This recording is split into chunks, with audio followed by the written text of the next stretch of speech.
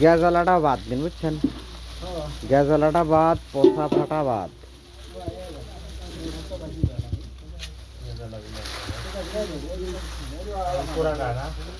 হ্যাঁ হ্যাঁ, ওই নর্মাল যেটা মনে হবে হাতের কাছে সেটি একবারে বাদ দিয়ে দিবেন।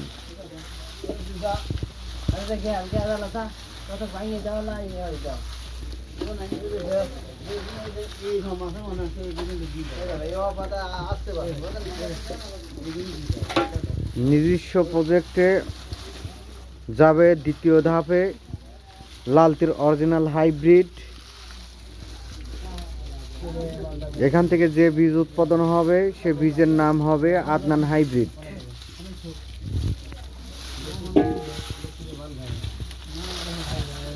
এই ধাপে পিস পাঠাবো 200 মণ, নিজের চাঙের পিস এবং নিজের ভুঁড় পিস। অন্যর কাছ থেকে আমরা পিস কিনি না, নিজেদের পিস নিজেরাই আমরা প্রজেক্টে পাঠাই, সেখান থেকেই আমরা আবার দানা নিয়ে এসে আবার বিক্রি করি।